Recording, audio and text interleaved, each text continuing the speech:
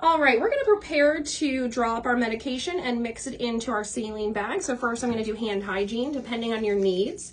You're gonna either use hand sanitizer or soap and water, making sure that you have your hands nice and clean. And then I'm gonna grab my gloves.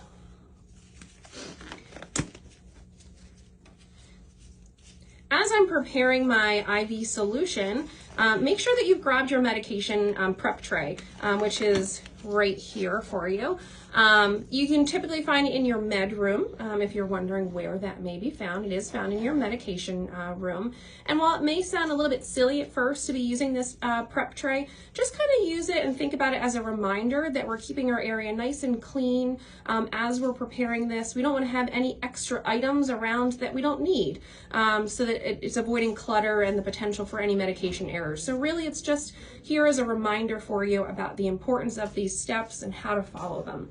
All right, so after I've done my hand hygiene and put on my gloves, next I'm going to prepare my medications so that I can mix. So first I'm going to take an alcohol prep pad and I'm going to pop off the lid of my medication vial.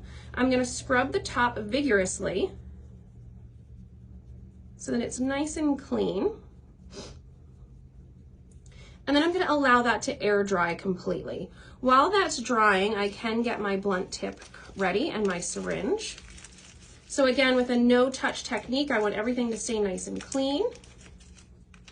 I'm going to attach my blunt tip onto my syringe. And I'm going to then prepare. This is now clean and dry. I will draw my medication up in my syringe.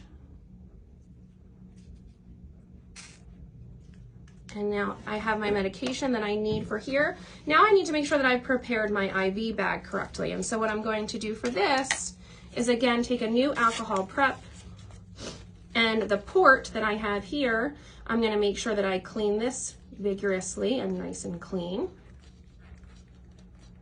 with my alcohol prep. Allow that to air dry.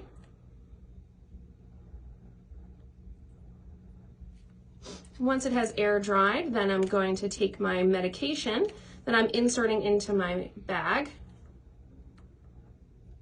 like such. And then I just want to make sure that I am mixing the medication. To do that, you just gently agitate your IV solution bag to ensure that the medication is being distributed evenly throughout the fluids that you're adding it to.